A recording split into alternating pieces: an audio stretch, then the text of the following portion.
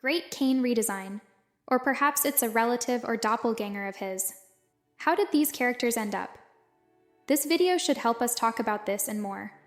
Hi there to all of you. Today, we'll discuss that subject in addition to some of the characters from the digital circus that have left, or is it what the authors want us to believe? Let's dive right in and enjoy our wonderful digital video. Although we are aware that every character, aside from Pomni, had lived in the virtual circus for a considerable amount of time prior to the pilot episode, there has only been one character there the entire time. I mean, nobody will be shocked if I claim it's Caine, but is it really? Regarding this leak, Twitter has a really intriguing image. Many explanations and speculations have already been made, but the most likely one is that this figure was the administrator of a digital circus until his unique traits forced us all to recognize him as the Caine. Become acquainted with Payne. Payne is his true name, and his name says it all. Brother of Caine, Payne was the first to take charge of all the operations in the digital circus. However, observe him. 2 ears and 1 nose. It seems to corroborate the idea that the digital circus is a sinister facility intended to mistreat its patrons. One may claim that the commercial features Caine in a hidden trailer. But don't you find it odd that all we saw of this man was his neck? His head was concealed from our view? Maybe the primary creator couldn't pick between the 2 brothers, Caine and Payne, when they first constructed the digital circus. However, he chose to attempt acting as Payne's administrator initially because his ideas had a fairly sinister tone. However, given that we currently see an entirely different persona, I assume that Payne will be abstracted because of his excessive rudeness. There are numerous characters that we shall discuss in this video. Additionally, the chief administrator made the decision to fully replace Payne with Caine, because the number of new members was far lower than the number of absentees. We can see that Caine occasionally tries to add some joy and excitement into the lives of the circus inmates, even if he is also a harsh and enigmatic guy. However, what became of Payne? Numerous theories exist. One is that Payne's excessive aggression was the reason he was destroyed. However, the second theory is even more fascinating. Given that Caine and his brother are both artificial intelligence, it follows that they are as well. Perhaps he simply disengaged for a little while and is in one of the rooms. If so, we may be certain that he will appear in a scene in a next episode. Perhaps at some point, everyone living in the digital circus will become aware of the horror around them and begin to rebel against it. Even though Caine has some redeeming traits, his abilities won't be sufficient to make everyone feel better. At that point, his vicious brother steps in to save the day. Some have theorized that this character is an early form of Caine.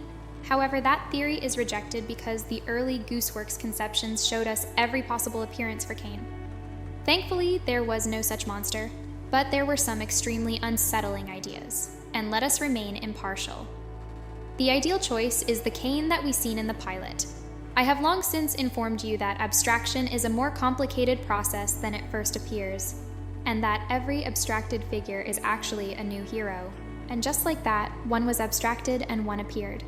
And the next part of the video will be dedicated to the characters who dwelling before the pilot episode, and we'll find out who replaced them. The first one I want to look at is this weird worm on a string. We don't know the name of this character, but for simplicity's sake, we'll call him Fluffy. Fluffy refers to an actual toy that is still in existence, which is a worm on a string. Furthermore, I don't think it's a secret who replaced this character.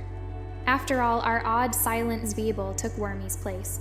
Zwiebel is a genuine toy as well. Following the character's introduction and Gus's self-confirmation that Zwiebel is a reference to the peculiar Zozo constructor, we discovered that Zwiebel room contains a box of pieces that she can use to expand her body. All of this, along with a few other subtleties, indicate that Zwiebel is utterly lost in herself. Perhaps they will cross paths soon. Worming occurs at the same end. All of this is meant to help you get a sense of Wormy's personality. I believe that she was rather odd and reclusive, which ultimately caused her to become estranged from every other character, including Dobby, the yellow dog, about whom we will speak next. And last, after spending some time alone herself, she met the same fate as Kaufmo in the first episode. It is now time to discuss Darby, as promised. It takes no psychic ability to see that Jack is his replacement. There is currently only Jack's animal in the digital circus, as is evident. Our yellow dog will be the lone animal, even if you look at some of the older characters. And you might conclude that our Darby was a bully, just like Jax if you contrast him with Zooble and Fluffy. But the mystery is right there. When raised correctly, as we know, 99% of dogs are wonderful animals. You may also see how innocent and compassionate his eyes are if you glance at our Darby face, and I couldn't help but smile at him. Possibly the most loving and devoted member of the cast. Our dog was the total opposite of Jax's.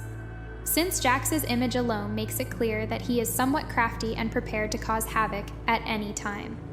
We shall now discuss the most well-liked Abstraction character. And of course, we're talking about the famous Queenie. Just as an amazing fact, but only her name was officially told to us. And who could replace Queenie is still an open question. On the one hand, we want to believe that Queenie and King are joined the digital circus together, and that there was true love between them. It's no mystery who Romney has replaced. However, who did Kaufmo take the place of? You can easily locate another clown if you search closely. Let's call him as Chloe. Furthermore, this character is the first to fully embody his persona. His level of sadness and depression is evident. While Kaufmo was a happy, friendly man who constantly strove to lift everyone's spirits in his regular existence before to this tragedy. But unfortunately, he was not very good at it. But Chloe was hardly a good and positive guy. He was probably one of those who was sad all the time and put the other characters in the same state with his looks and actions. And thanks to this information, I have some theories about Pomni. Perhaps Pomni is a mixture of these two characters, and so far we see her in a good mood, which means she is in the so-called Kaufmo stage. However, Pomni will descend into a state of comatoseness as soon as the horror in the digital circus reaches an unbearable degree, and it's likely that we won't ever see our entire happy and cheery again. And lastly, her adventure will come to a conclusion when she transforms into an abstract monster. Regarding Cheddar, there is also a theory. Pomni will, however, go into a state of Chloe as soon as the horror in the digital circus reaches an unbearable degree, and it's likely that we won't ever see our whole happy and cheery again. And last, her journey will culminate in her being an abstraction monster. About the character Cheddar, there is also a theory. Even the pilot episode's last shot reveals that we first saw this hilarious character, who resembles a doll made of socks, during the scene with Ragatha, and Ragatha takes the place of it. This is evident because Ragatha and the sock puppet Soppy are both puppets.